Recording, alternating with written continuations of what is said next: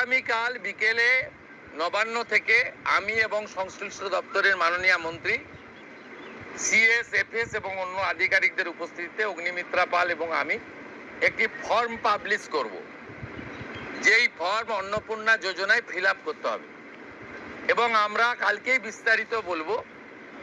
কারণ এনরোলমেন্ট যখন যত তাড়াতাড়ি করবেন তত বেনিফিট আমরা দিতে পারবো। আমাদের অন্নপূর্ণা যোজনার প্রক্রিয়াটা শুরু হয়ে যাবে কাল থেকে। যেমন যেমন ফর্ম ফিল আপ হবে তেমন তেমন ৩,০০০ টাকা ট্রান্সফারও শুরু হয়ে যাবে।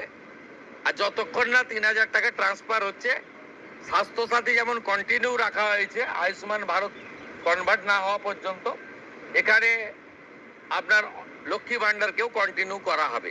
বিস্তারিত কালকে আপনারা জানতে পারবেন। ফর্মের কপিও আপনারা কালকে পাবেন।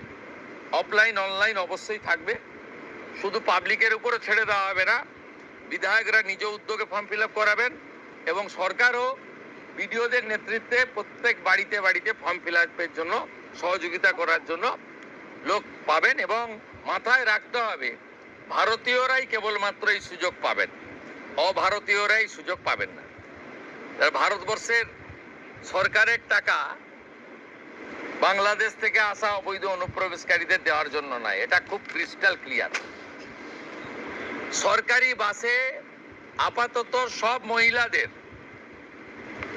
আমাদের ফ্রি সুযোগ তারা পাচ্ছেন আগামী সপ্তাহ থেকে। তো আগেই ক্যাবিনেট অনুমোদন দিয়েছে, এটা কার্যকর হচ্ছে। কিন্তু আমরা এখনই সবাইকে, সব মহিলা বললে সুযোগ দিলে পরবর্তীকালে কিন্তু কার্ড করব।